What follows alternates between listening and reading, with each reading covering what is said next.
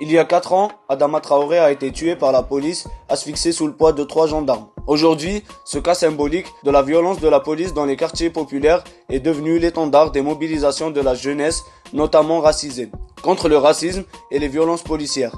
Un crime policier, comme tant d'autres, restait impuni sous couvert de manipulation et retardement de la procédure juridique. Pendant le confinement, la répression policière mise en place dans les quartiers populaires ont fait 12 morts, sans compter tous les jeunes tabassés. Ces derniers jours, un scandale a éclaté dans une unité de police du 93, dévoilant menaces, violences, rackets et manipulations.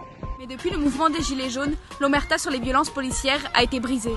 Un an après, l'épidémie a montré que ce sont les travailleurs pauvres et racisés qui font tourner le monde, ouvrant la voie à la fin du silence sur le racisme et sur les pratiques policières. D'autant plus que le meurtre de George Floyd aux États-Unis a provoqué une vague de mouvements antiracistes et de dénonciation des violences policières dans la jeunesse. Depuis Minneapolis et les quartiers populaires, les manifestations se sont répandues dans tous les États-Unis derrière le slogan devenu symbolique « I can't breathe ».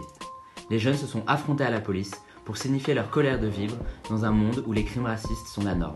Au-delà, elles ont eu un écho dans le monde entier et ont ouvert un débat très important sur le racisme, la police et le fonctionnement de la société. L'écho du mouvement a traversé le monde entier, comme au Brésil où un jeune de 14 ans a été tué par la police dans une favela, au Chili où le confinement a été utilisé pour augmenter la répression policière et militaire contre les opposants à Pinera, en Allemagne et aux Pays-Bas avec des rassemblements très importants.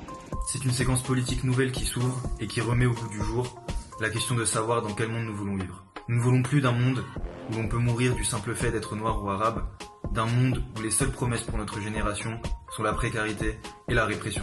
Nous refusons d'accepter la violence et le racisme d'État qui structurent notre société. À l'orée de la crise économique que nous allons vivre, ces mouvements dans la jeunesse montrent que nous sommes prêts à relever la tête pour un avenir meilleur.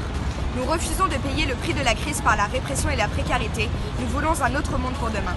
Le 18 juillet, à Beaumont, aura lieu un événement d'ampleur pour la jeunesse française qui doit réunir les jeunes engagés pour le climat et ceux qui luttent aux côtés du comité Adama. Ça sera l'occasion de protester contre l'avenir de misère qu'on nous propose entre crimes racistes, crise climatique et récession économique. Macron montre une nouvelle fois qu'il n'est pas dans notre camp quand il choisit un ministre accusé de viol et un avocat pro-patronal antiféministe. Le monde d'après que nous voulons construire, c'est celui des femmes qui luttent contre les violences sexistes et sexuelles, des étudiants salariés qui luttent pour la prime et pour des augmentations de salaire, des jeunes pour le climat et des militants antiracistes qui exigent justice et vérité pour toutes les victimes de violences policières et de racisme. On vous invite à nous rejoindre à Beaumont le 18 juillet à 14 h dans le cortège du NPA Jeunes avec les camarades du NPA Révolution Permanente.